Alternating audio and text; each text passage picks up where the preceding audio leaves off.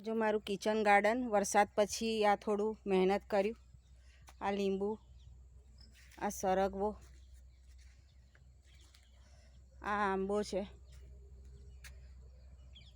આ કેળું, આ દૂધી છે, આ ટામેટું, આ વટાણા નાના નાના છોડ, આ તુલસી, આ દાડમ,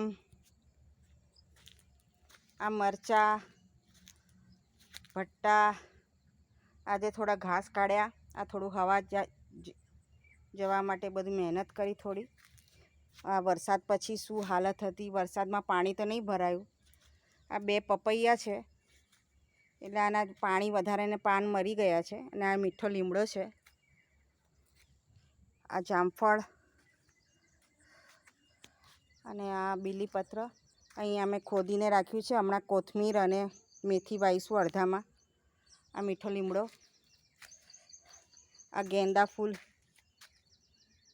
અને અહીંયા બધા વાલોડ, પછી વાલોડ, હજી તો પેલું પાલક ને મૂળા ને બધું વાવવાના છે, એ પછી વાવીશું. આ બધું અત્યારે ખોદી રાખ્યું છે. 2 દાડા પછી થોડું ખાતર નાખીશું. આ જો વાલોડ, વટાણા બી છે.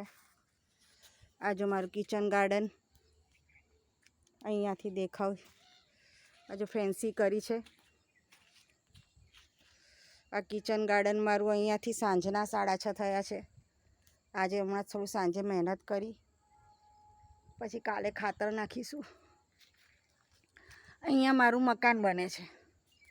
કાલથી કામ શરૂ થશે, કારણ કે વરસાદના કારણે અઠવાડિયું બંધ હતું. પુષ્કળ વરસાદમાં હવે થોડું અડધર ચડતર કર્યું છે. બાકીનું ચડતર કરીને ધાબુ ભરાશે. એટલે આ મકાન છે ને અહીંયા સામે જ આ મારું કિચન ગાર્ડન છે. અહીંયા ફેન્સી તાર કરી છે. આ જો લો કેવું લોકેશન છે.